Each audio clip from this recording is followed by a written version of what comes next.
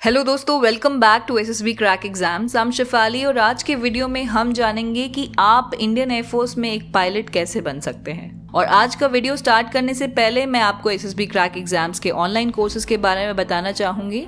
अगर आप Indian air force के रिटन एग्जाम्स के लिए प्रिपेयर कर रहे हैं तो आप हमारे FCAT and airman group X and group Y के कोर्सेज को चेक कर सकते हैं।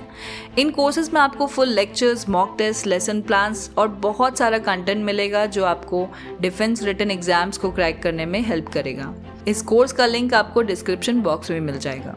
आप हमारे mobile app SSB crack exams को गूगल प्ले स्टोर से भी डाउनलोड कर सकते हैं। How to become a pilot in Indian Air Force, ये सवाल आपके मन में कई बार उठा होगा और आपने कई बार सोचा भी होगा कि विंग कमांडर अभिनंदन जैसे पायलट्स को ऐसे कौन से प्रोसेस है जो मुश्किल वक्त में भी इतना काम और कंपोज रखता है कि वो पाकिस्तान में भी खड़े होकर द टी इज़ फैंटास्टिक और इंटेरोगेशन होने पर I am not suppose to tell you that ऐसा बोल सकें।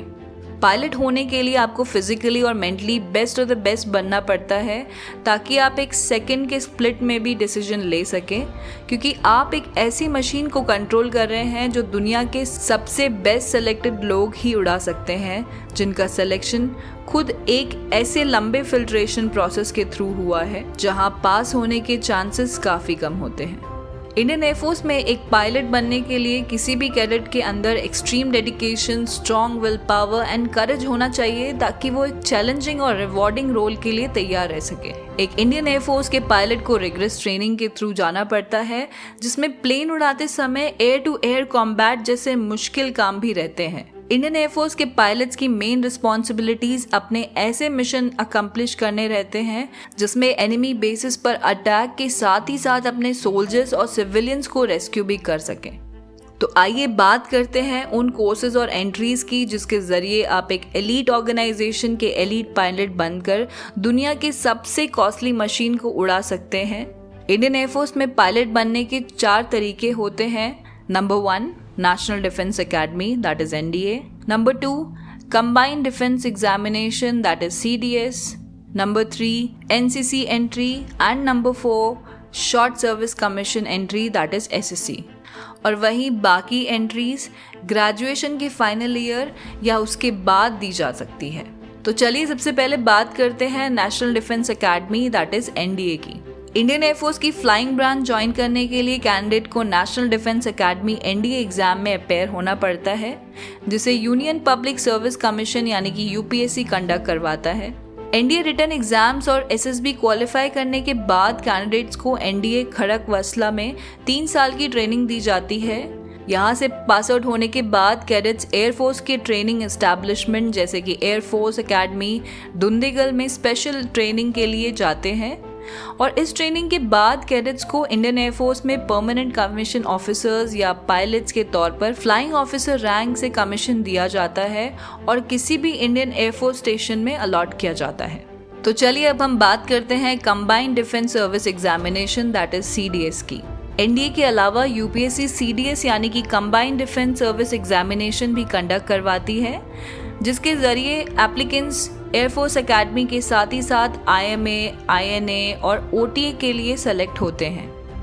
CDS एग्जाम्स और SSB क्वालिफाई करने के बाद कैडेट्स को एयरफोर्स एकेडमी दुंदेगल में ट्रेनिंग दी जाती है और ट्रेनिंग खत्म होने के बाद उन्हें परमानेंट कमीशन ऑफिसर्स या पायलट के तौर पर फ्लाइंग ऑफिसर रैंक से कमीशन दिया जाता है। जैसे NDA में सिर्फ मेल कैंडिडेट्स ही अप्लाई कर सकते हैं, ठीक उसी तरह CDS एंट्री में एयरफोर्स एकेडमी के एलिजिबिलिटी में भी सिर्फ मेल कैंडिडेट्स के लिए है और CDS साल में 2 बार कंडक्ट किया जाता है।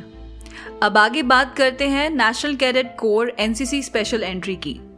NCC स्पेशल एंट्री सिर्फ मेल कैंडिडेट्स के लिए है और इस एंट्री में वही NCC कैडेट्स अप्लाई कर सकते हैं जो air wing senior division C certificate holder हैं। इस एंट्री में joining directorate general, national cadet corps या रिस्पेक्टिव NCC एयर स्क्वाड्रन के थ्रू होती है और ये स्पेशल एंट्री केस होता है जहां कैंडिडेट्स को परमानेंट कमीशन ऑफिसर्स पोस्ट दी जाती है। अब आखिर में बात करेंगे ग्रेजुएशन लेवल के एक ऐसे एग्जाम के बारे में जिसके लिए मेल और फीमेल दोनों ही कैंडिडेट्स अप्लाई कर सकते हैं। इस एंट्री का नाम है Air Force common admission test, that is FCAT, जो कि एक रिटन एग्जामिनेशन होता है। एफकैट को इंडियन एयरफोर्स द्वारा कंडक्ट कराया जाता है, जो कि पहले एक ऑफलाइन हुआ करता था, वहीं साल 2018 से ऑनलाइन एग्जाम में बदल गया है। इंडियन एयरफोर्स एफकैट एंट्री के थ्रू शॉर्ट सर्विस कमीशन यानी कि एसएससी के फ्लाइंग, टेक्निकल और ग्राउंड ड्यूटी के लिए कैंडिडेट्स का एएफएसबी इंटरव्यू के जरिए सिलेक्शन कराती है और सीडीएस की तरह ये एग्जाम भी साल में 2 बार कंडक्ट किया जाता है। एयरफोर्स में पायलट बनने के लिए आपकी एजुकेशन क्वालिफिकेशन बहुत मैटर करती है।